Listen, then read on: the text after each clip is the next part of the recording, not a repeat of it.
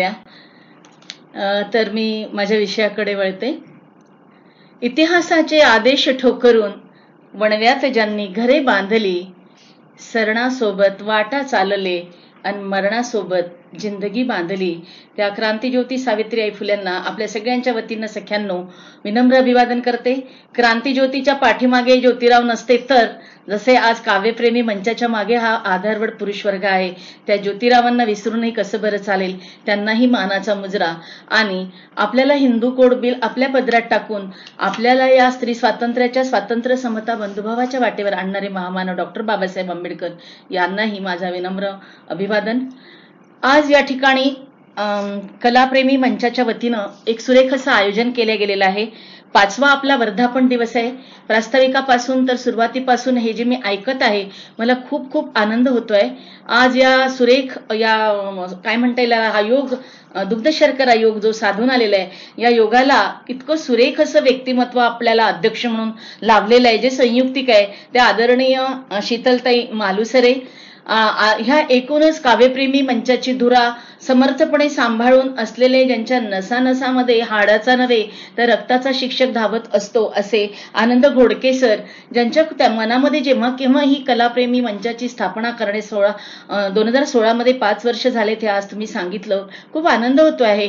खरं तर 5 वर्षांपूर्वी आपण कुणीही घोडके सरांना ओळखत नव्हतो, परंतु या 5 वर्षामध्ये घराघरात आणि जी ही लेखणी लिहिते त्यांच्यापर्यंत काव्यप्रेमी मंच पोहोचलेला आहे. त्या आनंद घोडके सरांनाही माझा सादर नमस्कार. एकूणच या काव्यप्रेमी मंचाचा हा जे जाळं आता सगळ्या जिल्ह्यांमध्ये पसरलेला आहे आणि सगळेचे सगळे जिल्हाध्यक्ष आणि त्यांचे सभासद या ठिकाणी उपस्थित असलेल्या साहित्यिक बंधू आणि भगिनींनो, आपल्या सगळ्यांना माझा सादर नमस्कार. अतिशय सुरेख सूत्रसंचालन करत असलेल्या ताई, आपल्यालाही माझा नमस्कार. आणि एकूणच या कार्यक्रमाची धुरा समर्थपणे सांभाळून असलेल्या कविताताई कठाणे माझ्याबद्दल विशेष प्रेम राखून आहेत, हरकत नाही, परंतु मला सांगताना आनंद होईल की कविताताईंचाही परिचय हा लेखणीच्या माध्यमातूनच झालेला आहे आणि नंतर मग तो पुढे होत गेला. आणि म्हणून आज या सुरेख आयोजन प्रसंगी आपण मला निमंत्रित केलं, याबद्दल मी आधीच आपणा सर्वांचे आभार मानते. आणि वळते, आपण मला जो विषय दिला आज की मी कथेबद्दल बोलावं, मी काय बोलावं असं ज्यावेळेला मी कविताताईंना विचारलं तर त्यावेळेला मी कथेबद्दल बोलावं असं त्यांनी सांगितलं. आणि मग कथा कशी स्फुरते हा विषय त्या निमित्तानं आज या ठिकाणी पुढे आलेला आहे. तर जाऊया विषयाकडे. अतिशय संयुक्तिक विषय आहे.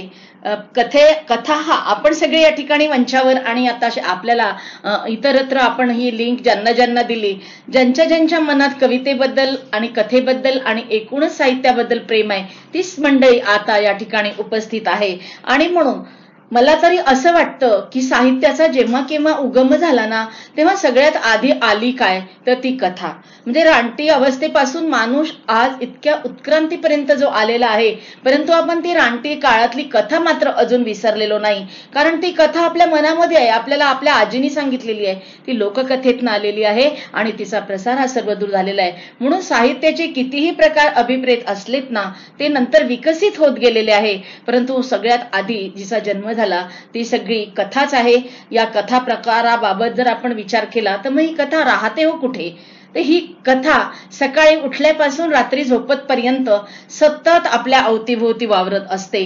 फक्त दृष्टी पाहिजे तिला कथा म्हणून बघण्याची. आणि मग ती आपल्या काळजावर कधी कधी एखादा प्रसंग असो, एखादा अनुभव असो, एखाद्याचं वागणं असो, एखाद्याचं व्यक्तिमत्व असो, असं काही मनामध्ये घर करून जातं की ते निघत नाही आणि मग कधीतरी ती कथा रूपामध्ये बाहेर येते. खरं तर मी तर आता आमच्या मॅक्झिमम भगिनी या ठिकाणी आहे म्हणून त्या माझ्या सखीबद्दलही मी बोलेल. कारण आता कुठे आम्ही लिहायला लागलो. आताच आपण क्रांतिज्योती सावित्रीबाई फुलेंना विनम्र अभिवादन केलं.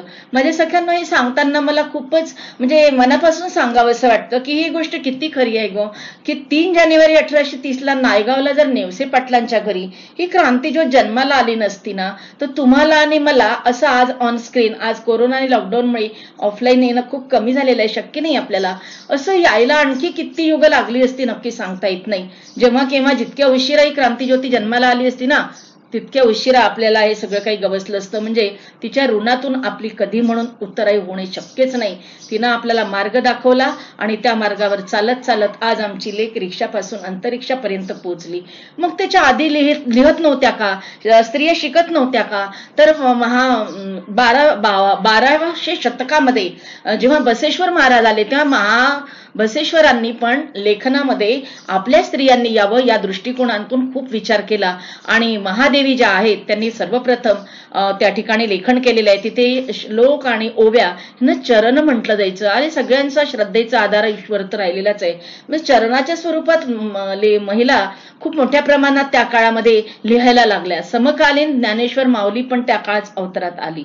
म्हणजे जर मराठी भाषेचा इतिहास बघायला गेला तर तिला अर्वाचीन प्राचीन असा इतिहास आहे, परंतु कथेच्या स्वरूपामध्ये यायला तिला वेळच लागला. आणि आम्हा बायकांचं जगणं तरी कसं होतं हो, झापडबंद जगणं आमच्या वाट्याला आलेलं होतं. आपल्याला सगळ्यांना माहिती आहे की ज्ञानेश्वर माऊलीला किती त्रास झाला. आणि मुक्ताईनं जे दादाला आपल्या सांगितलं की इवलीशी मुंगीचं तिने उदाहरण दिलं की इवलीशी मुंगी उडाली आकाशी आणि तिनं आपल्याला आधार दिला जगण्याशी. म्हणजे हे एवढं मोठं तत्वज्ञान सांगणारी मुक्ताई अचंबित होऊन गेला ज्ञानोबा आणि तिला तो आपला गुरु मानून बसला. म्हणजे काय की ती तेवढं सांगून गेली ना तरी सुद्धा एक खूप मोठी कथा ज्ञानेश्वर माऊलीला सांगून गेली. जो ज्ञानेश्वर माऊली म्हणून आज आपल्यापर्यंत पसायदानापर्यंत आपण त्यांना आज मान्य केलेलं आहे. असं नंतर मग बाईचं जगणं जे कालखंडामध्ये गुंतल्या गेलं, तिचं जगणं कसं होतं, झापडबंद होतं. म्हणजे एखाद्या पशुपेक्षाही वेगळं जगणं काही तिच्या वाट्याला आलेलं नव्हतं. पण तरी सुद्धा असं म्हणतात की चांगदेवांनी तरी भिंतीवर बसून भिंत चालवली म्हणतात. खरं की खोटं माहिती नाही, परंतु कुठल्याही विद्यापीठाची पदवी नसलेली आजची आमची ही भगिनी, मग ती कुठल्याही काळातली असो, ती कालची असो, आजची असो किंवा उद्याची असो, ती मात्र आपल्या घराच्या भिंतींना तडा जाऊ नये म्हणून 4-4 भिंतींचं घर चालवत असते. म्हणजे 4-4 भिंती ऍट ए टाइम आजची स्त्री चालवत असते आणि म्हणूनच ती लेखणी घेऊन आज इथपर्यंत आलेली आहे. नाहीतर कालच्या बाईचं जगणं तुम्हाला आम्हाला माहितच आहे हो की शिड सुकानू नसलेले गलबत मी बाई, शिड सुकानू नसलेले गलबत मी बाई, जीवन म्हणजे तारेवरची कसरत बाई, साधी सुधी व्याख्या आमची जगण्याची, आहे श्वास तोपर्यंत जिवंत बाई. म्हणजे कसं जगणं तर रांधावाडा उष्टी खरकटी आणि प्रचंड सासूरवास, दरवर्षी एका लेकराला जन्माला घालायचं, 10 आणि 12 मुलांना जन्माला घालणं जणू हे प्रत्येक बाईचं विधिलिखितच होतं. मग एक कुठे पोटात आहे, एक पाळण्यात आहे, एक मागे पिरपिर करत रडत आहे, लांब दूरवर जायचं, तिने पाणी भरायचं, अंगणसडा करायचा, पहाटे उठायचं, जात्यावर बसायचं आणि प्रचंड जोडीला सासूरवास आणि डोक्यावरचा पदर कधीही पडू नये ह्याच लक्ष ठेवणारा सभोवतालचा सासरचा सगळ्याच्या सगळा नातीगोती आणि सतत डोकं खाणारा नव्हे तर डोक्याशीच असणारा, परंतु याही नात्यात प्रेमभीम असतं हे कधीही जाणवून देणारा खमक्या डोक्याचा बेंडोक नवरा तिने सांभाळत आजवर हे जगणं जगत आलेली आहे. कुठे म्हणून बोलायची उजागरीच नव्हती. पती पत्नीच्या नात्यामध्ये प्रेमभीम असतं हेही तिला ठाऊक नव्हतं. पण सख्यांनो, आज मात्र बघा किती परिवर्तनाचं चाक आपण इतक्या वेगानं फिरवलं आणि रिक्षापासून अंतरिक्षापर्यंत पल्ला गाठून घेतला. आज हे चित्र नाहीये. आज आम्ही आमच्या अहोंसोबत सकाळी सकाळी हॉलमध्ये बसलेलो असतो, आम्ही सोबत चहा घेतो, आम्ही सोबत वर्तमानपत्र वाचतो, आम्ही आजकालच्या घटलेल्या टीव्हीवरच्या बातम्यांवरती दोघं मिळून चर्चा करत असतो. आज आमच्या घराच्या भिंतीवर आमचं नाव असतं आणि कधी कधी ना तर आमच्या शेताच्या सातबाऱ्यावरही आमचं नाव असतं. इथपर्यंतची मजल आम्ही गाठलेली आहे. मग आम्ही कुठे मागे आहोत का? परंतु ज्या वेळेला अचानक एखाद्या वेळेला दीपाली चव्हाण आमच्या पुढ्यात येऊन उभी राहते ना, त्यावेळेला आम्हाला खडबडून जाग येते आणि मग आम्ही जे काल म्हटलेलं होतं, हो आता कुठे ती झुरते विरते, आता तर ती साऱ्या जगाला पुरून उडते, ही आम्हीच काल म्हटलेलं. आमची एक मैत्रीण ज्योत्स्ना राजपूत, तिची सुंदर कविता आहे, मला खूप आवडते. परंतु खरंच ती आता झुरते बिरते साऱ्या जगाला पुरून उडते, हे जे आम्ही आमचा आत्मविश्वास दांडगा निर्माण केलेला आहे, इथे आम्ही कुठेतरी कमी पडतो आहे का याचा विचार करण्याची वेळ आलेली आहे. आज इथे माझ्या या मंचावर उपस्थित असलेला एकही पुरुष वर्ग, भाऊ, बंधू किंवा भगिनी अशी नाहीये की ज्यांनी दीपालीच्या बाबत विचार केलेला नाही. आम्ही जर आम्ही संवेदनशील मन घेऊन बसलेलो आहे ना, आम्हाला अक्षरशः तिनं ढवळवून टाकलेलं आहे. मग आमची दीपाली आमच्या कथेचा विषय नाही होऊ शकत का? आम्ही दीपाली बाबतच जरी कथा लिहिली ना उद्या, तरी आमची प्रत्येकाची कथा ही वेगवेगळ्या अंगाने आमच्या पुढ्यामध्ये येईल. कारण आम्ही दीपालीला वेगवेगळ्या कॉर्नरनी बघितलं असेल तरी आमचा मूळ मुद्दा एकच राहील. कोणी म्हणतात दीपालीची आत्महत्या झाली, कोणी म्हणतात हत्या झाली, कोणी काही जरी म्हणू देत, परंतु दीपाली मात्र संपली. ही काळ्या पत्थरवरची रेघ आहे आणि हे सत्य आहे, हे आम्हाला नाकारता येणार नाही. म्हणून कालच्या पल्ल्यापासून आजच्या पल्ल्यापर्यंत आम्ही आमच्या घरातल्याच पुरुषाशी स्ट्रगल करत राहिलो. हरकत नाही. कसा होता हो हा कालचा पुरुष? हा जहागीरदार होता, मामलेदार होता. मग ही स्त्री त्याच्या घरातली खरंच खूप सुखी होती का? जहागीरदाराची बायको किंवा जहागीरदाराची पोरगी किंवा जहागीरदाराची सून म्हणून ती आपल्याला दिसत होतं की अंगभर दागिने घातलेले आहे, भारी भरजरी पैठण्या घातलेल्या आहे, पण तिच्या बिचारीच्या वाट्याला दुःखच होतं हो. ते काय दुःख होतं तर त्यानं बाहेर जाऊन चेन करायची, हिनं मात्र चिंता करायची का बरं नवरा आला नसेल. यानं बाहेर जाऊन खूप चिक्कार पैसा खायचा, कानावर यायचं उडत उडत, पण नवऱ्याला विचारायची उजागरी नाही. म्हणून या हिनं मनातल्या मनात अश्रू ढाळायचे. त्यानं तिकडे धुम्म दारू प्यायची. दारू त्याचं पिणं तिला कालही आवडत नव्हतं, आजही आवडत नाही. बोलायची उजागरी नाही म्हणून ही अश्रूच पित राहिली. त्यानं तिकडे पैसे खायचे. त्याचं पैसे खाणं मला नाही वाटत कुठल्याही चांगल्या बाईला आपल्या नवऱ्यानं पैसे बाहेरून पैसे खाणे जो प्रकार आहे किंवा गैरमार्गाने पैसा घरात आणा ही कुठल्याही सुशील स्त्रीला आवडत नाही. ती आपल्या नवऱ्याला अनेकदा यापासून परावृत्त करत असायलाच पाहिजे, नक्कीच मला असं वाटतं. परंतु ते पुरुष ऐकतात का? नाही. कधी कधी सांगणार सुद्धा नाही बायकोला, कारण ती यापासून परावृत्त करते म्हणून. मग त्यानं तिकडे पैसे खायचे, हिला आवडत नाही ना म्हणून हिनं आतल्या आत दात खायचे. त्यानं कधी कधी म्हणून स्वयंपाकघरात जायचं नाही, एखाद्या दिवशी तरी अडीअडचणीला तिला बरं नाही पण त्या दिवशी. आणि तिनं कधी कधी म्हणून दिवाणखाण्यात यायचं नाही. अशा अगतिकतेचा पडदा सांभाळत आज आम्ही इथपर्यंतचा पल्ला सख्यांनो गाठलेला आहे. किती मोठी क्रांती नाही का हो? आज आम्ही किती मुलांना जन्माला घालायचं इथपर्यंतच्या निर्णयापर्यंत आलं ना. आम्हालाही आता 10-12 मुलांना जन्माला घालावं लागलं असतं. कल्पना करा त्या बाईच्या जगण्याची की जिने 10च्या वरच मुलांना जन्माला घातलेला आहे. मग हिची 10 ते 12 मुलं पाठराखण करून एका रांगेत उभी राहिलीत का हो? अजिबात नाही. किड्या मुंग्यांसारखी मरत होती. कोणी साथीच्या आजारात मरत होती, कोणी खोकल्याने मरत होती, कधी कशाने मरत होती, परंतु ती मात्र त्या ठिकाणी झिजतच राहिली. तिच्या अंगात ताप आहे का माहिती नाही. तिनं डोक्यावरती आंघोळ करायची केस धुवून आणि सोवळं ओवळं पाळत ती करायची. मला असं वाटतं या सख्यांच्या मनामध्ये कथा नसावी का? तिच्या मनात कथा होती.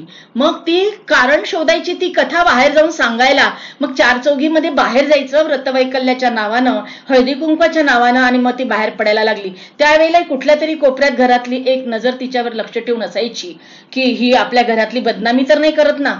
म्हणजे मग ती स्त्री किती कोंडी सापडत होती. और बाहेर जायचं, सख्यांशी बोलायचं. मन मोकळं करणे म्हणजे काय? ते चुगल्या करणं नव्हतं, ती मनातली कथा या हृदयीची त्या हृदयी देणे होते. लेखन प्रकार नव्हता, कारण तिला लिहिताच येत नव्हतं. मग तिच्या मनातली व्यथा तिला कुठे लिहून अशी संग्रही ठेवता आली नाही. म्हणून मला असं वाटतं आमच्या सख्यांच्या मनातल्या तिच्या दाहाच्या, तिच्या जगण्याच्या, चांगल्या वाईट या सगळ्याच्या सगळ्या कितीतरी कथा या कालप्रवाहामध्ये या अशाच वाहून गेल्या. ह्या आम्हाला आमच्यापर्यंत आणताच आल्या नाही. मग ती कधी स्वतःला नदीच्या रूपात बघत गेली. नदीचा प्रवाह किती वाहत असतो हो, परंतु कधी कधी तिला वाहू पण दिलं जात नाही. कुणीतरी धरण म्हणून तिच्या रस्त्यामध्ये उभं राहतं, पण त्या धरणाला बाजूला सारून तिला जाताच आलं नाही. सख्यांनो, आत्ता कुठे त्या धरणाला बाजूला करून ती छोटासा प्रवाह घेऊन बाहेर पळते आणि अडवणाऱ्या धरणाला टाटा बाय बाय करते. मग तिची सुरेख कथा आकाराला येते जी तिच्या मनात आहे. परंतु संसारानंतरची, जगण्यानंतरची काही वर्ष तिला त्याच्याकरता द्यावं लागतं. लग्न झाल्यानंतर जे आईपण पदरी आलं असतं ना, त्या आईपणा करता तिला पुढे जगावं लागतं. ज्या वेळेला उंबरठ्यावरचं माप ओलांडून गुलाबी स्वप्न डोळ्यामध्ये घेऊन एक नववधू होऊन ती या घरामध्ये येते, तिनं पण सुरेख गुलाबी स्वप्न बघितलीच असतात. का बघू नयेत? प्रत्येकाला अधिकार आहे. परंतु इथं पाय ठेवताच तिच्या लक्षात येतं की माझी सगळी स्वप्न गेलीत कुठं, जी घेऊन मी या घरामध्ये आली होती. त्यांनी मला गाता येतं म्हणून या घरात आणलं होतं हो, मला लिहिता येतं म्हणून या घरात आणलं होतं, मला सुरेख चित्र काढता येतं म्हणून आणलं होतं. कुठे गेले ते व्यासंग माझे? कधी देणार आहेत मला मंच? वाट पाहते, परंतु लग्न झाल्यानंतर रांधावाडा उष्टी खरकटी आणि खूप सारी नाती मंडळी, सगळ्यांचा दरारा, आणि त्यातून जो आपल्या हक्काचा नवरा म्हणून माणूस आहे, कधी भीत त्याच्याजवळ विषय काढलाच तर त्यानेच म्हणायचं की घरातलं तुला दिसत नाही का. म्हणजे तिनं आपलं आभाळ आपल्या खिडकीतीनं शोधायचं, आणि कितीही विस्तारलं आभाळ तरी ते खिडकीतूनच बघत राहायचं. आणि ज्या गुणांना काल तिचा गुण म्हणून समजल्या गेलं होतं, त्याच गुणांना आता पोतेरे समजणं सुरू होतं. तिची ही मनातल्या मनात तिची खंतावलेली कथा निर्माण होत राहते. मला तर असं वाटते की प्रत्येक स्त्री काय पुरुष काय, प्रत्येकाच्या वाट्याला एक कथानक आलेलं आहे, आणि इतकं जबरदस्त कथानक आलेलं आहे की कुणाचीच कथा कुणासारखी नाही, जगा वेगळी आहे. त्याच्यामुळे कथा ही कधीच मृत्यू नाही, कथेला अंत नाही. कथा ह्या येतच राहणार आहे, आणि प्रत्येकाची कथा ही दुसऱ्याला नितांत भावणारी अशीच असणार आहे. मग आला विषय तो लिहायचा कसा, कारण नदी म्हणून ती वाहत असताना तिच्या वाटेमध्ये येणारे धरण जर तिचं कथालेखन अडवत असतील तर हे होतं का. माझ्या सख्यांना दुर्दैवानं सांगावं असं वाटतं, हे आजही होतं. उगाच आम्ही सुसंस्कृती पाळत आलो का असा पल्ला जर गाठत गेलो ना. आज आम्ही साहित्य मंचावर वावरत असताना आमच्या लेखी, आमच्या भगिनी, आम्ही ज्या वेळेला चर्चा करतो त्यावेळेला प्रत्येकीशी संवाद साधताना ती आमच्याशी बोलत नसते, एक कथा ती आम्हाला सांगत असते. परंतु ती कथा सांगताना कालही होती ती भीती, आजच्याही सखीला आहे. शिक्षणानं ही भीती संपलेली नाही. स्वयंभू कशाला म्हणायचं, पायावर उभी राहिली म्हणजे संसार तोडायचा. त्या आमचं भांडण पुरुषासोबत अजिबात नाहीये. आमचं भांडण या रूढी आणि परंपरेसोबत, आमचं भांडण या समाजरूपी पक्षाला उडू द्यायचंय. कालपर्यंत आम्ही समाजरूपी पक्षाच्या रथाचे 2 चाकं स्त्री आणि पुरुष म्हणत होतो. हे संसाराचे 2 चाकं ठीक आहेत हो, परंतु आज आम्हाला घराच्या बाहेर जर पडायचं आहे ना तर आम्ही 50% आरक्षणाचाही पल्ला गाठलेला आहे. मग बाहेर पडल्यानंतर स्त्री आणि पुरुष या समाजरूपी पक्षाचे 2 पंख जर असतील, हे तेवढेच पक्के पाहिजे जेव्हा हा समाजरूपी गरुड पक्षी वेगानं उडी घेईल. परंतु काल परवा घडलेल्या अनेक घटना, म्हणजे मग ती आसिफा असो की निर्भया असो, किंवा त्या वाल्मिकीचं प्रकरण, मनीषा वाल्मिकीचं हाथरसमध्ये, एका प्रकरणाची शाई संपत नाही तर दुसरी कथा, दुसरी लेख, दुसरी स्त्री अत्याचार पीडित ही आमच्या समोर येऊन उभी राहते हो. काल परवा हिंगणघाटला जायलेल्या प्रियंकाला आम्ही विसरलेच नाही. 2 वर्षापूर्वी अंजली जिला ऍसिड टाकून चेहरा विद्रूप केला, तिला आम्ही विसरलोच नाही. IT फील्ड मधल्या आमच्या एका स्वाती नावाच्या लेकीला ड्रायव्हरनं 4 नराधमांसोबत संपवलं, ते विसरलोच नाही. तर तिसरी दीपाली आमच्या पुढ्यात आम्हाला अक्षरशः हलवून टाकायला उभी राहते. मला सख्यांनो सांगा, ही कथा नाही का? ही कोण लिहिणार? ही तुम्हाला आणि मलाच लिहायची आहे. ह्या तर झाल्या बाहेरच्या कथा, परंतु प्रत्येकीला स्वतःच्या सोबत जगताना पण एक कथा घेऊनच जगावं लागत असतं. परंतु ती कथा जगापुढे येऊ देत नाही, कारण तिला तिचा संसार तुटेल का, नाती तुटतील का. ननद सासू ही खाष्ट नाती आपल्या सोबत असतात, अजिबात अपवाद वगैरे प्रत्येक वेळेला असतात असं नाही, परंतु या नात्यांनी आतापर्यंत स्त्री नात्याचा छळच केलाय. प्रत्येकीने सासू होताना आणि नणद होताना जर विचार केला की मी या नात्याला न्याय दिला पाहिजे, तर या नात्यामध्ये नक्कीच जो कडवटपणा आहे तो निघून प्रेम, गारवा, ओलावा निर्माण होईल. परंतु काही काही नाती मुळातच अशीच जन्माला येतात की जसा त्याचा ठोकळा मुखवटा बनलेला आहे ना, तो तसाच राहतो. आणि मग त्यातूनच अनेकदा म्हणतो आम्ही की आम्हाला त्रास देणारा पुरुष वर्ग असतो. अहो नाही, आम्हाला अनेकदा छळणाऱ्या या स्त्रियाच असतात. आणि घरातून छळ होणारी जी स्त्री, ती बाहेर कार्यालयात काम करणाऱ्या स्त्रीपर्यंत, मग ते राजकारण असो की साहित्याचं क्षेत्र असो की शैक्षणिक क्षेत्र असो, प्रत्येक स्त्री आम्हाला ईर्ष्या, द्वेष, मत्सराच्या स्वरूपात छळताना दिसते. मग त्यातून मनामध्ये कुठेतरी ती कथा फुलत असते. ती मांडा, मोकळं व्हायलाच पाहिजे, कारण आपल्याला असं वाटतं की मी जगला पाहिजे. प्रसिद्धीसाठी मुळीच नाही, पुरस्कारासाठी मुळीच नाही, परंतु जे सत्य आहे ना, ती सत्य असलेली कथा अशी ज्वाजल्य घेऊन बाहेर येते ना. भलाई तिच्या लेखणीतून तस्लिमा आणि नसरीन बाहेर येणार नाही, परंतु ती मात्र कुठेतरी जगाला कळली नाही असं होणार नाही. ही तस्लिमा मांडा, ही नसरीन काय म्हणता येईल तिला, तस्लिमा, नसरीन आणि मलाला आपल्या कथेतून प्रभावीपणे आलीच पाहिजे. परंतु असं होतं का? नाही. आपली लेखणी कुठेतरी अडते. कथा लेखनाचा थोडासा मागोवा जर बघायला गेले तर आपल्या असं लक्षात येतं की लेखिकाच नाही, लेखिका तर फार उशिरा आल्या कथालेखनाच्या क्षेत्रामध्ये, परंतु हना आपटे, प्रके अत्रे, पु ल देशपांडे, नासी फडके, विवा शिरवाडकर, गदिमा, वपू काळे, नासे इनामदार, विश्वास पाटील यासारख्यांनी असं सुंदर असं कथा वैभव मराठी साहित्याला दिलेलं आहे की उभं आयुष्य पालथं पडलं तरी आपला त्यांचा कथा वाचनाचा म्हणजे आलेख आहे हा संपणार नाही. आमच्या शांता शेळके सर्वप्रथम धुळपाटी नावाचा कथासंग्रह घेऊन आल्या. अतिशय साध्या आणि सोप्या अशा कथा त्यांनी त्यातनं सांगितल्या, संसाराच्या सांगितल्या, जगण्याच्या सांगितल्या. नुसत्याच कथा सांगितल्या नाही तर कथेचे सोल्युशन्स पण ते सांगत गेल्या. नंतर दुर्गा भागवत यांनी व्यासपर्व मधून अनेक कथा सांगितल्या. व्यासपर्व म्हणजे धर्मकांड कथा आहे, सण वार व्रत वैकल्य करताना बाईची होणारी उतरोड आणि त्यासोबतच संसार आणि तिलाच लादायचे. म्हणजे घरामध्ये आज एक सणवार आहे, त्या सणाचं जे ओळख सोहळा आहे आणि त्या सणाचे जे नीती नियम आहे ते सगळं तिलाच पाळायचं आहे का हो? बाकीच्यांची काही जबाबदारी नाही का? परंतु तिला बोलायची पण उजागरी नाही. अशा अनेक कथांचा उहापोह दुर्गा भागवतांनी आपल्या व्यासपर्व या कथेमध्ये कथासंग्रहामध्ये केलेला आहे. आरती प्रभूंनी पण सुरेख कथा, ज्यांना आपण चिंतामण त्र्यंबक खानोरकर म्हणून ओळखतो, अशा कथा आपल्याला दिलेल्या आहे. अगदी अलीकडच्या काळात म्हणजे माझ्या कॉलेज लाईफमध्ये किंवा तुमच्याही कॉलेज लाईफमध्ये तुम्ही ज्या कथा वाचल्या असतील माझ्या सख्यांनो किंवा माझ्या या ठिकाणी उपस्थित बंधूंनो, त्या कथा आहे सुनीती आफळेंच्या कथा आहेत, जोगिनी जोगळेकरांच्या कथा आहेत. या कथांनी इंदुमती शेवडे आहेत, विजया राज्याध्यक्ष यांच्या कथा आम्ही वाचत आलेलो आहोत.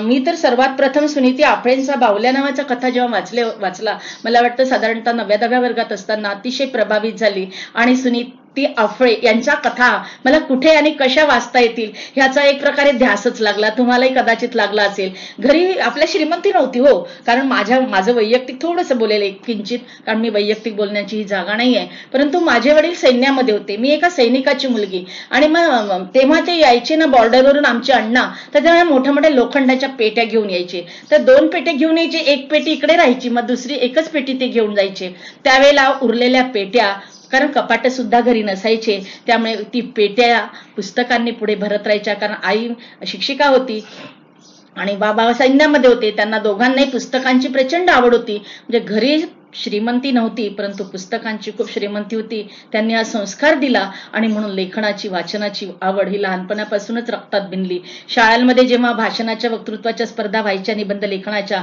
त्यावेळेला माझी आई प्रचंड मार्गदर्शन करायची. बाबा तर आमचे नसायचे जवळ. 65 आणि 62 या दोन्ही युद्धात बॉर्डरमध्ये राहिलेल्या आमच्या अण्णांनी आम्हाला एक मंत्र कायम दिला होता की बेटा, प्रत्येकाला एक बॉर्डर आपल्या आयुष्यामध्ये सांभाळायचीच आहे. आणि मला असं वाटतं माझ्या बाबांनी दिलेली मला ही बॉर्डर म्हणून तुम्हाला माहिती आहे की या व्यतिरिक्त ही एक बेटी बचाव बेटी पढाव अभियानांतर्गत पोरी जरा जपून हा एक अभियान सांभाळत असते.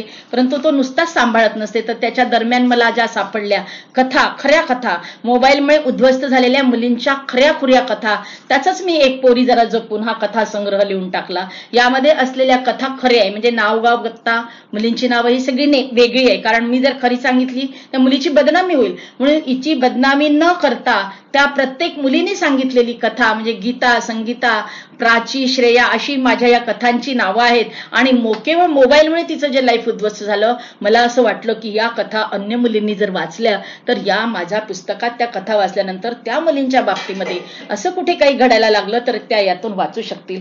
असं हे लेखन असतं. आणि ते सुचल्यानंतर आपण ते शब्दबद्ध कथेच्या स्वरूपात करत गेलो. प्रत्येकाने हेच केलेलं आहे, प्रत्येक कथालेखकाने हेच केलेलं आहे. आपल्या आजूबाजूला आलेल्या जीवनानुभवांना त्यांनी कथा स्वरूपामध्ये बांधलेलं आहे. इंदुमती शेवडे, विजया राज्याध्यक्ष आणि आता अलीकडे ज्या स्त्रीमुक्ती आणि स्त्री चळवळीच्या कथा लिहिणाऱ्यांमध्ये प्रामुख्याने नाव घेतलं जातं ते कविता महाजन, मेघना पेठे, गौरी शास्त्री आणि आताच्या प्रज्ञादया पवार यांनी एक विद्रोही आणि दलित साहित्यामध्ये प्रचंड अशी क्रांती करत निवड कथाच लिहिल्या नाही हो, तर कविता सुद्धा लिहिलं. प्रज्ञाताईंचं काही पण वाचा तुम्ही, ते काळजामध्ये असं हात घालूनच बाहेर येतं आणि कायम चिरकाल मनावरती टिकतं. मोनिका गजेंद्र गडकर या कथालेखिका आहेत, त्यांची पण कथा माणूस विसरू शकत नाही. उर्मिला पवार, तुम्हाला सगळ्यांना माहिती असतील उर्मिलाताईंचं आयदान आत्मचरित्र, कुठे मिळालं तर जरूर वाचा. एक रात्रभर मला उर्मिलाताईंसोबत राहण्याचा प्रसंग आला. माझ्या जीवनातले अतिशय दुखरे कोपरे जी कुठे सांगत नाही ते मी उर्मिलाताईंना शेअर केले. आणि त्यावेळेला मला त्या म्हटल्या, विजया आत्मचरित्र लिही. अगं तुझ्यासारख्या स्त्रीने हे लिहायलाच पाहिजे. एवढं सगळं सोसून तू इथपर्यंत आली आणि सतत हसत असते, मग तू लिहायलाच पाहिजे. अजूनही मला ताई फोन आला की पहिले ते विचारतात तुझं आत्मचरित्र लिहिते आहे का. त्यांच्या सतत सतत म्हणण्याने मी पण तुम्हाला सांगते की मी अजूनही आत्मचरित्र लिहायला सुरुवात केलेली नाही. वेळ मिळत नाहीये. मिळाला तर नक्कीच, जरी आयुष्याला दुखरे कोपरे होते, जरी मी निखाऱ्यांवरून चालली, जरी अनेक प्रसंगाने काटेकोटे मार्गामध्ये टाकलेत, परंतु आजचा कालखंड त्या सगळ्यांची झालेली फुले वेचण्याचाच आहे. त्यामुळे ज्याचा शेवट सुंदर होतो, चांगला होतो, तो सांगायलाच पाहिजे. आणि आपल्यासारखं दुःख जर अन्य भगिनींच्या वाट्याला येत असेल तर त्यांना त्या वाटेवरती जर दिशा मिळत असेल तर ती दिशा दिली पाहिजे, हे मला वाटत असतं. आमच्या वऱ्हाडच्या प्रतिमाताई इंगोले यांनी तर एक स्वतःचा कालखंडच कथेच्या क्षेत्रामध्ये निर्माण केलेला आहे. परंतु असं सगळं असलं तर मी थोडंसं कथा कशी आली हेही सांगेल, की अगदी म्हणजे तिची निर्मिती, कथा शब्दाची निर्मिती कशी झाली. कथा म्हणजे सांगणे आणि कथा म्हणजे निवेदन करणे. सांगणे आणि निवेदन करणे या दोघांचा संयोग जेव्हा येतो त्याला वाणीचा स्पर्श लागतो. प्रत्येक जण आपापल्या पद्धतीने आपल्याला जे सांगायचं आहे ते व्यक्त होतो, त्यावेळेला कथा आकाराला येते.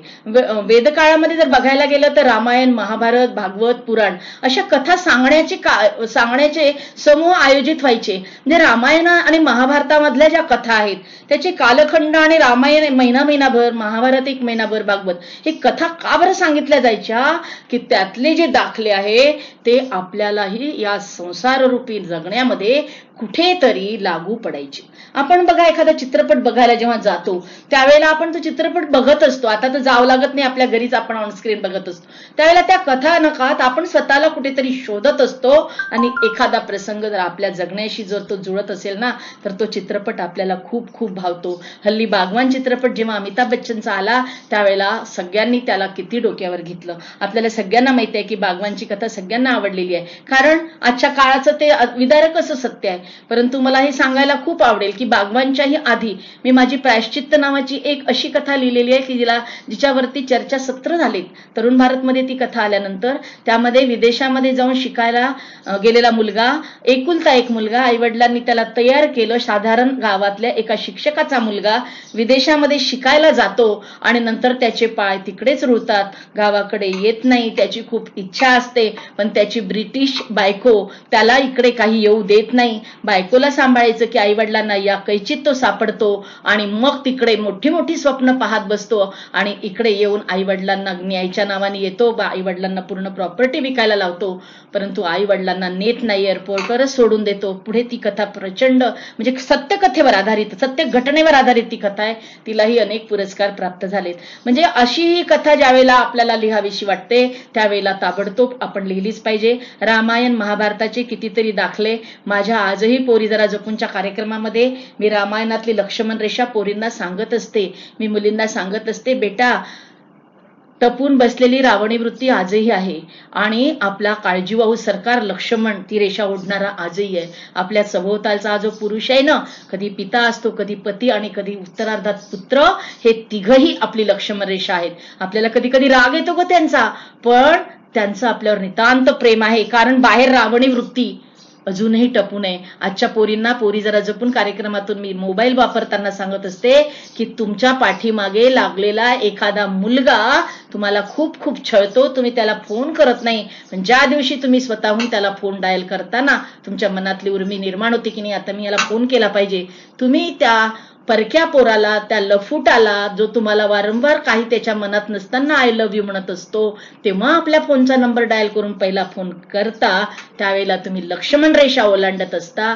कारण काळ बदलला, लक्ष्मण रेषांचे स्वरूप बदलले, लक्ष्मण रेषा बदललेली संपलेली नाहीये. आपल्याला ती कळली पाहिजे, ओळखता आली पाहिजे आणि त्याचा नंबर तुम्ही ज्या दिवशी डायल करता त्या दिवशी तुम्ही लक्ष्मण रेषा ओलांडता आणि मग तुमच्या आयुष्याचं रामायण झाल्याशिवाय लेकींनो राहत नाही. अशा प्रकारच्या अनेक कथा या पुरी जरा जपून या पुस्तकामध्ये मी लिहिलेल्या आहे. म्हणून काळानुरूप म्हणजे अर्वाचीन काळापासून रामायण, महाभारत, गीत, पुराण, भागवत या कथेच्या स्वरूपात कोणीतरी सांगत गेले. ज्या राजांना याचा व्यासंग होता किंवा आपल्या प्रजेला काहीतरी द्यावं असं वाटत होतं ना, ते अशा कथांच्या कार्यक्रमांचे मोठ्या मोठ्या कथाकारांना बोलावून आयोजन करायचे. कथा सांगणारे देश विदेशामध्ये फिरत राहायचे.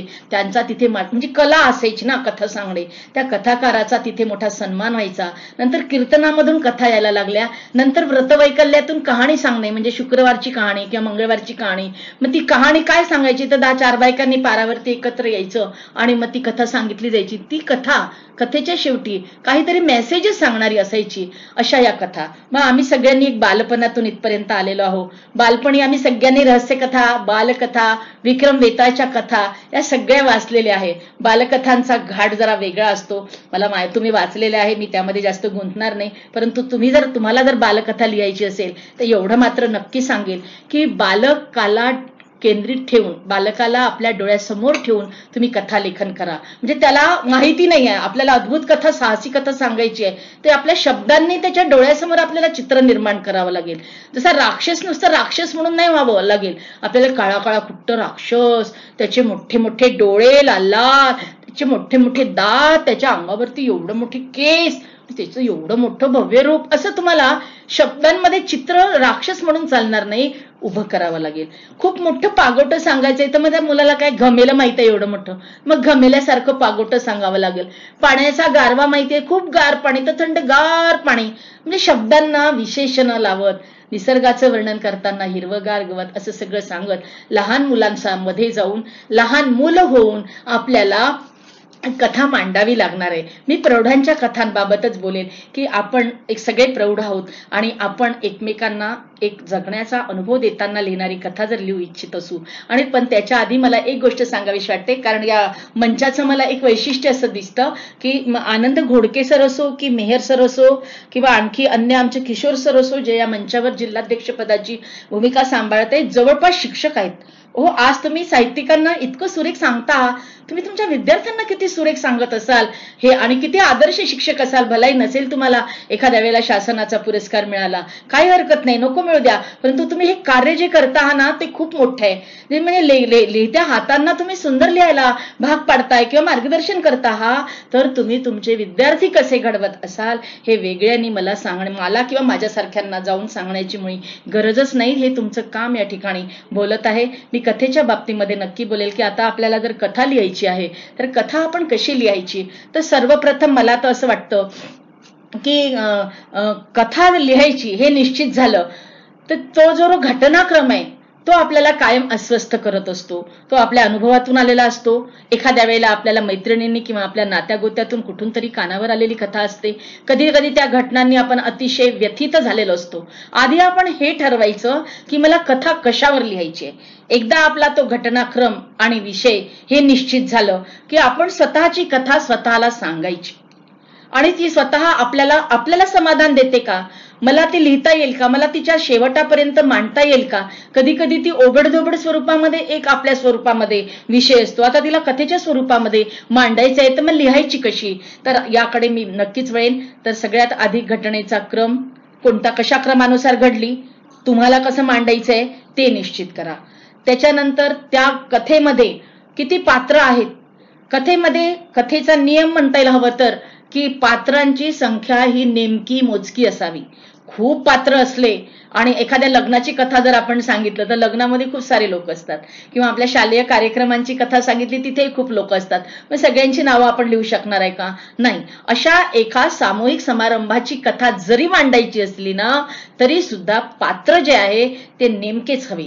ती कथा त्या नेमक्या पात्रांच्या भोवती फिरत राहायला पाहिजे, आणि ते कथेचं जे सूत्र आहे ते कुठेही पात्र फिरून आलं तरी कथेचा मूलाधार जो आहे तो सुटायला नको. आणि म्हणून कमीत कमी पात्र असावीत, अशी पात्र असावीत, आणि त्यांची जी नावं घ्यायची आहे आपल्याला. तुमची कथा कुठल्या भागातली आहे, ग्रामीण भागातली आहे का, तर ग्रामीण भागातली तुम्हाला त्या पद्धतीची सूट होणारी नावं निवडावी लागतील. शहरी आहे का, निमशहरी आहे का, तुम्हाला विदेशातली कथा लिहायची आहे का, वेगळ्या कंट्रीतली लिहायची आहे का. तर अभ्यास जपानची तुम्हाला कथा, जपानमधली मी टोकियोमध्ये राहिली, मी तिकडनं आल्यानंतर एक कथा लिहिली, तर मग मला तिथली काही नावं हवी होती मुला मुलींची, तर मग मी शोधली ती आणि ती नावं त्यांच्या तोंडी घातली. तुम्हाला अशी नावं त्यांना द्यावी लागतील आणि ती त्या पात्रांना फिट होतील. नाहीतर तुम्ही तिथल्या एखाद्या जपानमधल्या एका पात्राचं नाव श्रीरंग म्हणून टाकलं तर मग कथा लेखकाला काही भान नाहीये किंवा कल्पना नाहीये असं म्हटलं जाईल. म्हणून आपली कथा जर फिट व्हावी, परफेक्ट व्हावी असं वाटत असेल तर जी पात्र आपण निवडलेली आहे तिची पार्श्वभूमी काय आहे, अर्थात भौगोलिक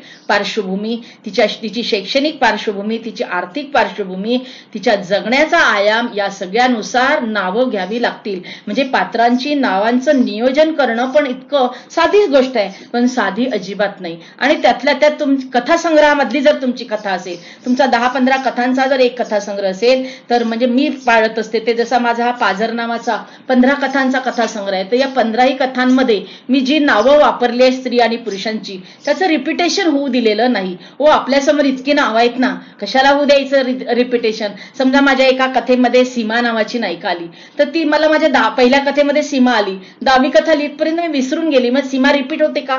मी पुन्हा जेव्हा किंवा वाचते मला लक्षात येतं, रे नाव रिपीट होते.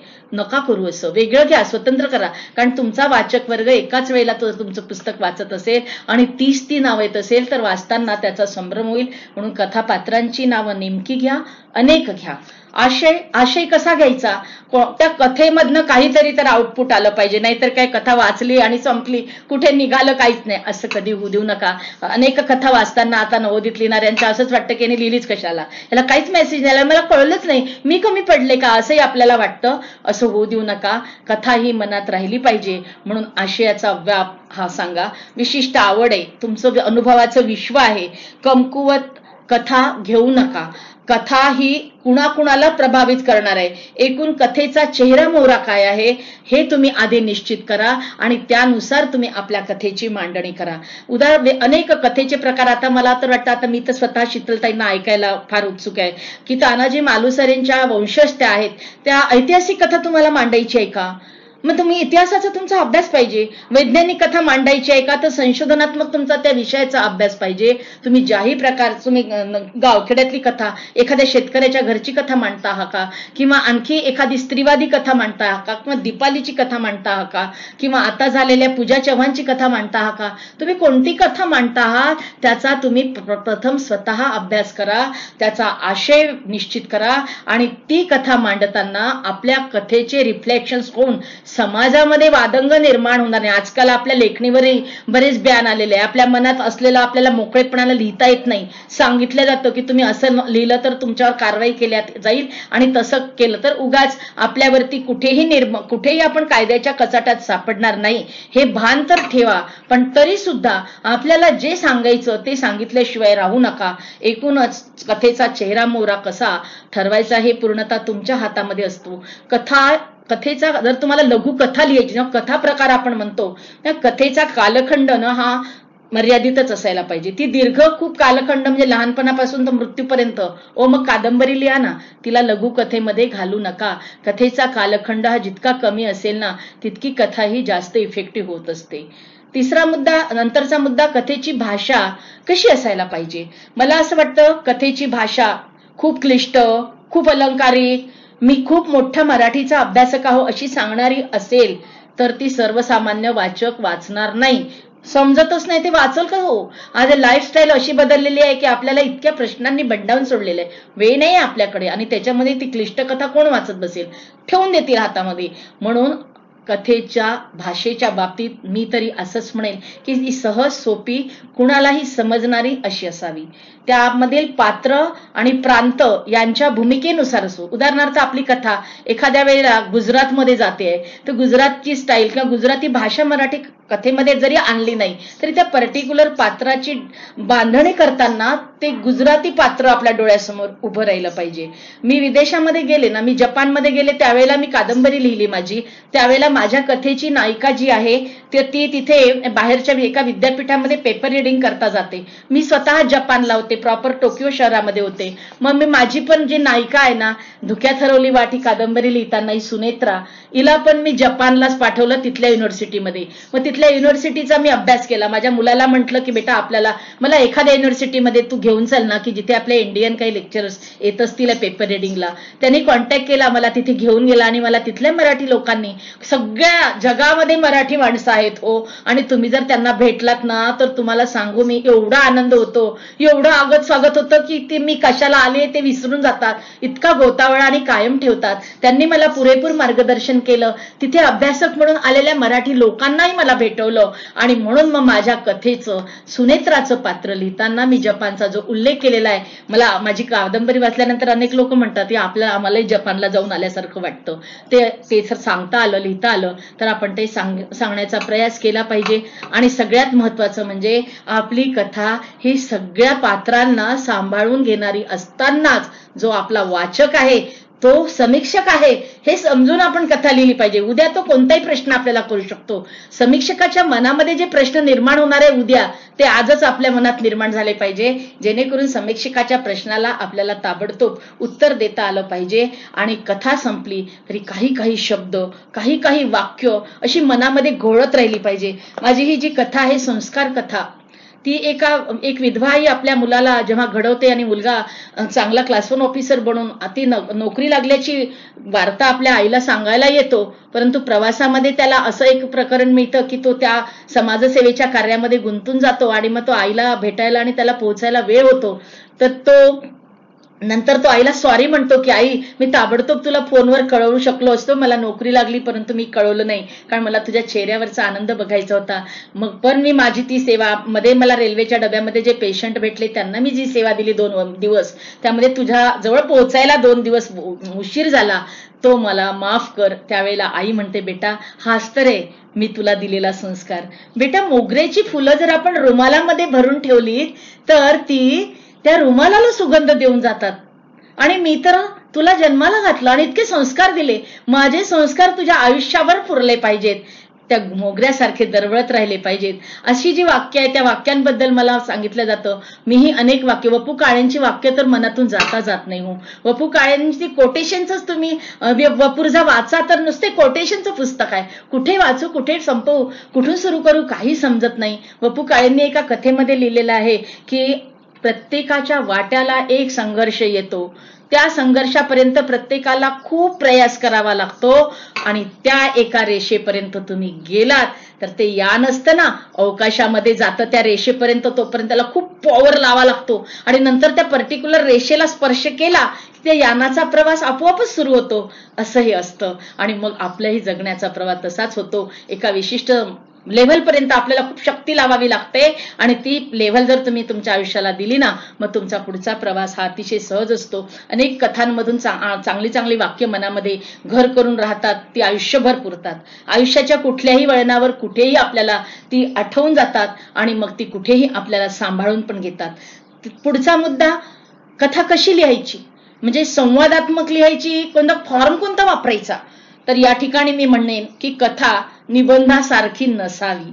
कथा आणि निबंध नक्कीच यामध्ये फरक आहे. निबंधामधनं पॅटर्न अभ्यासात्मक, संशोधनात्मक, टप्प्याचे टप्पे, पॅरेग्राफ एकमेकाला कनेक्टिंग नसला तरी पुढे जात गेला तरी चालतो, परंतु कथेचं सूत्र आधीचा पॅरेग्राफ दुसऱ्या पॅरेग्राफला हातात हात धरूनच गेला पाहिजे. मग कथा कशी असावी, तर 2 प्रकारांनी कथा मांडता येऊ शकते. एक तर ती कुणी कुणाला सांगत आहे या पद्धतीने, म्हणजे त्याला निवेदनात्मक पद्धत, म्हणजे असं झालं तसं झालं तसं झालं या पद्धतीने, किंवा 2 व्यक्ती, त्याला काही संदर्भ नाही, एकाएकी एकमेकांशी संवाद साधायला सुरुवात करतात, त्या पद्धतीने कथन करत ती कथा सांगितल्या गेली पाहिजे. सहज जसे संवाद असतात ना, ते सहज निवेदन असलं तर ती कथा अजिबात वृक्ष होत नाही. संवादांमधून माणसांच्या स्वभावाचं दर्शन घडत जातं, नाट्यछटा घडत जातो, कधी कधी भांडणं होतात, तो संवादातून संघर्षही प्रगट होतो आणि एक प्रकारची कथेला हवी असलेल्या वातावरणाची निर्मिती ही संवादामध्ये निर्माण होते. तुम्ही जे कथानक निवडलेलं आहे तिथे संवाद, कथाकथन आणि निवेदन या तिघांचं मिश्रण करून त्या पद्धतीने तुम्ही त्याचा वापर केला पाहिजे. अर्थात तुमची कथा कशी आहे, कारण खरं तर मी म्हणते की ही तर शिकवण्याचा मुळे विषयच नाही हो, ही प्रतिभा आहे, ही दैवी देणगी आहे, ही आतून येत असते. असं असतं तर त्याच्या कार्यशाळा निघाल्या असत्या आणि त्याचे सर्टिफिकेट्स निघाले असते की इथे कथा कशी लिहावी शिकवल्या जाईल, कविता कशी. आता हल्ली व्याकरणाच्या दृष्टिकोनातून आता हे सगळ्या कार्यशाळा होतात, हा भाग वेगळा, परंतु तरी सुद्धा तुम्ही जी कविता कथा लिहिता ती तुमची स्वयंस्फूर्त असते, तुम्हाला आलेली प्रतिभा असते. अन्यथा कविता आणि याचे कारखाने निघाले असते आणि कुणीही ते वाचले नसते. असं आजही दुर्दैवानं होत नाही. तीच मंडळी या मंचाशी जुळतात की ज्यांच्यामध्ये प्रतिभा आहे. नंतरचा मुद्दा येतो की निसर्ग वर्णन. मला जर सांगितलं किती वेळ आहे, कारण मी बोलतच राहिले, मी माझा वेळ पाहिलेला आहे, मला 10 मिनिटं बाकी आहे, त्याच्या पलीकडे मी वेळ घेणार नाही. निसर्ग वर्णन. निसर्ग वर्णन किती यावं? एखाद्याला निसर्गाबद्दल खूप आवड आहे. इतर लेखकांच्या कथा वाचल्या, त्यात खूप निसर्ग होता, म्हणून मीही माझ्या कथेत खूप निसर्गाचं वर्णन करू दे. मग बघितलं असतं आयुष्यभर, ते लिहायला पाहिजे. मग तुम्ही प्रवास वर्णन लिहा ना, तिथे तुम्ही निसर्गाबद्दलच लिहा, पण तुमच्या पर्टिक्युलर कथेची ती डिमांड आहे का असेल तिथे जरूर लिहा. अतिशयोक्ती, आवश्यकतेपेक्षा जास्त तुम्ही अजिबात निसर्गाचं वर्णन करू नका. कारण निसर्ग वर्णन कशा करता वापरलं जातं, तर कथेला खुलवण्याकरता, कथेची उंची वाढवण्याकरता, कथेचं सौंदर्य वाढवण्याकरता. परंतु हे सगळं करताना कथा मात्र आटोपशीरच असायला पाहिजे. उगाचच खूप सारे अलंकारांनी एखाद्या गोष्टीला जर आपण सजवलं तर ते अतिशयोक्ती नाही का वाटत, ते बोजड पण होतं. म्हणून निसर्ग वर्णनाचा वापर जरूर करा, परंतु हा मर्यादेत करा. हे मात्र मी माझ्या याच्यात आवर्जून वापरत असते. आणि म्हणून मी माझं तत्व म्हणजे माझा हे कोणाला काय म्हणता येईल की अट नाही आहे, परंतु मला स्वतःला वाटतं की अवास्तव निसर्ग वर्णनाचा उपयोग होऊ नये कथेमध्ये. जिथे गरज आहे तिथे झाल्याशिवाय पण राहू नये. उदाहरणार्थ मोवाडला जी घटना घडली, किंवा निसर्गाची आपत्ती जेव्हा ओढवते, जेव्हा सुनामीवरती मी कथा लिहिली आहे, तर सुनामीमध्ये जे काही घडलं ते तर सुनामीचा समुद्र जो आहे, समुद्राला किनारा असतो. म्हणतात समुद्र किनाऱ्याबाहेर कधीच येत नाही, परंतु सुनामी येते ना त्यावेळेला समुद्र किनारा ओलांडून बाहेर शहरात ओलांडतो. आणि तो कसा असतो? तो वादळी असतो, तो उद्विग्न असतो, त्याला स्वभावच नसतो त्या समुद्राला, आणि मग तो उद्ध्वस्त करत जातो. ती असते सुनामी, ते असतं वादळ, ते असतं तुफान, ते आपल्यासोबत सगळं घेऊन जातं. मग ते त्यामध्ये तर तो आपल्याला विशेषत्व असल्यामुळे त्याच्याच बद्दल तुम्हाला लिहावं लागेल. आता त्यानंतर हे सगळं असलं तरी निसर्ग वर्णन आणि सांभाळताना कथेचा जो गाभा आहे त्याला हात लागायला नको, तो कुठेही धक्का त्याला पोचायला नको, याचा आपण नक्कीच भान ठेवलं पाहिजे. त्यानंतर कथेचं शीर्षक अतिशय महत्वाची गोष्ट. तुमची कथा लोक जे वाचणार आहे 5 पानाची 10 पानांची, ती शीर्षक वाचतात पहिले.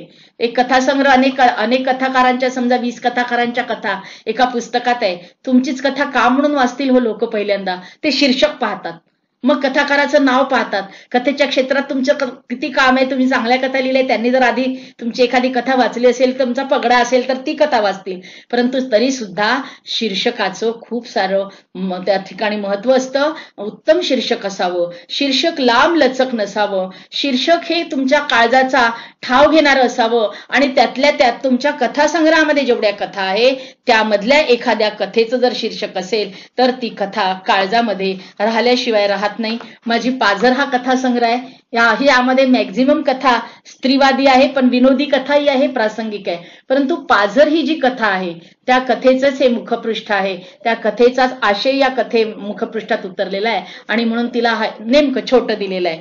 प्रतीक्षा हा कथासंग्रह आहे, बालसाहित्याचं आहे. ती बाई आपली रेल्वे स्टेशनवर मुलांची वाट बघत बसलेली आहे, 3 मुलं होती तिला, 2 बाजूला एक कुठेतरी बागडत आहे, आणि त्याच दिवशी विधवा झालेली बाई मुंबईच्या एका झोपडपट्टीमध्ये राहणारा भाऊ तिला माहेरपणाला आणतो नवरा मेल्यावर, आणि ती आपल्या परतीला जायला निघते. त्या एवढ्या भाऊगर्दीमध्ये तिचं 2 वर्षाचं लेकरू कुठे हरवतं, त्याची ही कथा आहे प्रतीक्षा. आयुष्यभर त्याची वाट बघत बसते, पण तो तिला जेव्हा भेटतो तो फिल्मी स्टाईल आणि रिअल स्टोरी आहे. मी जे काही लिहिलं माझ्या आयुष्यात, मला अवतीभोवती कथा सापडल्या, सगळ्या काही माझ्या स्वतःच्या नाही आहे, पण खऱ्या कथेवरती लिहिलं. ही जी प्रतीक्षा कथा आहे, ही कथा इतकी आवडली लोकांना की याच्यावरती म्हणजे चित्रपट तयार होतोय आता. ही माझ्यासाठी अतिशय अभिमानाची गोष्ट आहे. त्यानंतर सार्थक या कथेमध्ये, सार्थक हे पण माझ्या यातल्या एका कथेचं शीर्षक आहे, ज्या कथेला पण पुरस्कार प्राप्त झालेला आहे. आणि उन्हवेचता म्हणजे याच्यामध्ये मी तरुण भारतामध्ये ज्या छोट्या छोट्या कथा लिहिलेल्या आहेत, सगळ्या स्त्रीवादी कथा आहेत. स्त्रीला जगण्यात आलेल्या अनुभवांचे तिला लागलेले चटके या कथासंग्रहात लिहिलेले आहे. परंतु चटक्यांमध्ये ती जळून राहत नाही हो. ती बघा इथे ऊन पडलेलं आहे, उन्ह वेचता, पण त्या उन्हाला तिने वेचलेलं आहे आणि स्वतःला सांगितलेलं आहे की गोड गुलाबी वसंतात फुलून यावे गुलाबासारखे. झालाच आयुष्याचा वैशाख तरीही फुलत राहावे पळसासारखे. हे कोण सांगतो? ते हे निसर्ग सांगतो, हे जगणं सांगतं. या छोट्या छोट्या कथा याच्यामध्ये आहे. सकाळ पेपरनी मला एक लेख लिहायला सांगितलं होतं, अशा महिलांवर ताई तुम्ही लिहा की ज्या महिलांनी खूप काही केलेलं नाही. मोठ्या बायकांचं नाव खूप होतं, पण आज आमच्या घरामध्ये राहून आपल्या मुलांना IAS ऑफिसर बनवणाऱ्या विधवा भगिनी आहे, त्यांच्यावरती कोण लिहेल? किंवा आपल्या लेकरांना घडवणाऱ्या, स्वतःला घडवणाऱ्या, त्यांच्यावरती लिहा. सदाफुली नावाचा हा कॉलम मी लिहिला. या सगळ्या अशा 38 महिलांच्या कथा आहेत की जी शून्यातून घडली.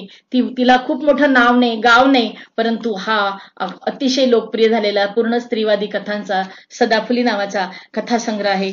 अचानक मिस्टर मारुतकरांनी 2012 मध्ये एक्झिस्ट घेतली, अचानकच निघून गेले आणि मग कसं जगावं हा प्रश्न माझ्या पुढे उभा राहिला.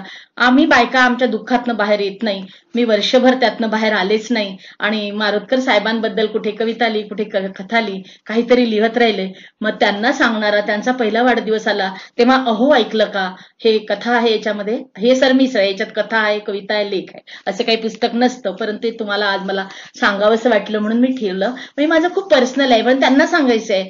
तेव्हा तर ते खूप ऐकत नव्हते. एखाद्या वेळेला म्हणायचं की हो साहेब एक कथा, म्हणजे इंजिनियर होते, एमटेक झालेले, प्रत्येक वेळेला मेरिटमध्ये आलेले, त्यांना असं वाटायचं लिहिते आपलं काही बाई, विशेष माझ्या लेखनाकडे लक्ष दिलं नाही. पण जेव्हा त्यांना लोक विचारायला लागले की विजया मारुतकर कोण आहे, त्यावेळेला माझ्या लेखनाकडे त्यांनी थोडंफार लक्ष दिलं आणि नंतर खूप लक्ष दिलं, नंतर कौतुक. पण ते दिवस जास्त काही माझ्या वाट्याला आले नाही, 7-8 वर्षच आले. म्हणून ते गेल्यानंतर मी त्यांच्यावरती हे अहो ऐकलं का पुस्तक लिहिलं. त्यानंतर आता झालेल्या कोरोनामुळे जो लॉकडाऊन आपण सगळ्यांनी उपभोगला, त्या लॉकडाऊन मध्ये जे काही घडत होतं, माझ्यातल्या कथालेखिकेला असं वाटलं की हा मी कथेच्या फॉर्म मध्ये लिहावा आणि मी तो लिहिला. आणि तुम्हाला सगळ्यांना जवळपास माहिती आहे की हे नाथे पब्लिकेशननी अतिशय सुंदर असा माझा लॉकडाऊन हा कथासंग्रह प्रकाशित केला.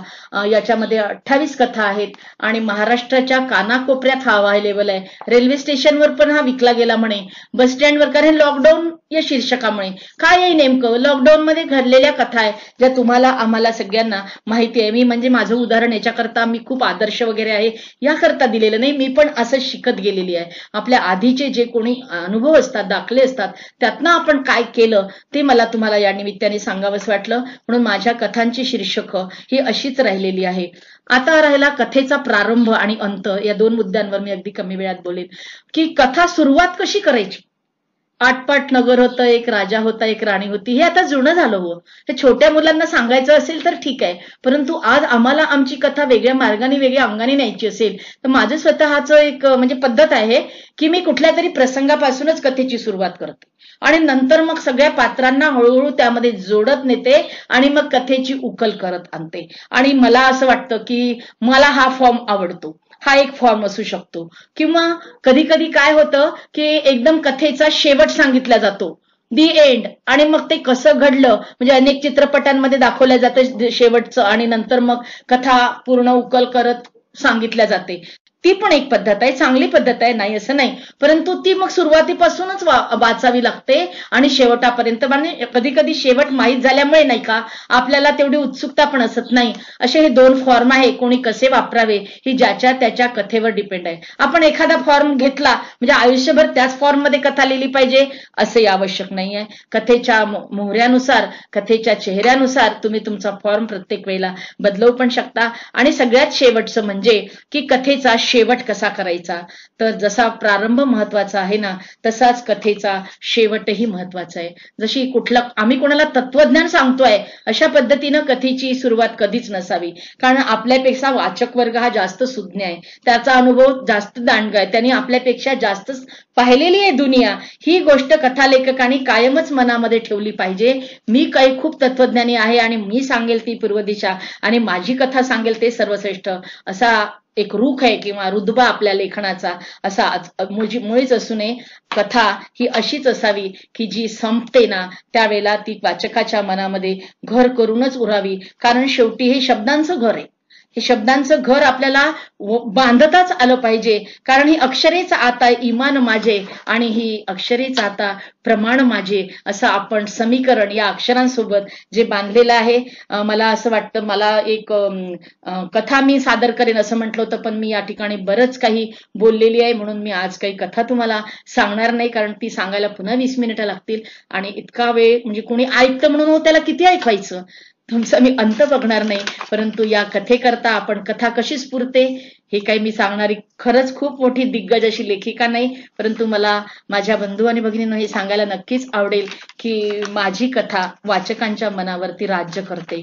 मग ती बालकथा असो की स्त्रीवादी असो की मी पुरुषांकरता लिहिलेली असो की माझी कादंबरी असो, ह्याचा मला मात्र नितांत आनंद मिळतो आणि तोच आनंद तुम्हालाही कायम मिळत राहावा अशाच मी कायम अपेक्षा करणार आहे. कारण कथा ही कशी असावी, ही आकर्षक असावी, आपल्या लेखणीचं मर्म मांडणारी असावी आणि नाट्यमय जर शेवट असेल ना, मला आवडतं नाट्यमय शेवट करायला, तर तो सौंदर्य वाढवत असतो कथेचं. कधी कधी एखादी गोष्ट असते ना, ती सांगायचीच नाही, आपण कवितेमध्ये वापरतो की नाही, आणि मग ती शेवटच्या कडव्यात सांगतो आणि मग आपल्याला आपले काव्यरसिक दाद देतात, वा क्या बात है. एक्झॅक्टली तेच कथेमध्ये सुद्धा व्हायला पाहिजे असं मला वाटतं. इथे मी थांबते, परंतु जाता जाता कथेबद्दल एवढंच म्हणेन की गळून पडावे सारे निवडुंग, गळून पडावे सारे निवडुंग, असा गोडवा माझ्या कथेला यावा. गळून पडावे सारे निवडुंग अर्थात काटेरी, असा गोडवा माझ्या कथेला यावा. आणि कथा संपल्यानंतरही तिचा वावर वाचकाच्या मनात राहावा. तिचा वावर म्हणजे तिचं रसणं, रुजणं, बहरणं, तिचा वावर वाचकाच्या मनात रुजावा, वाचकाच्या मनात रुजावा. धन्यवाद.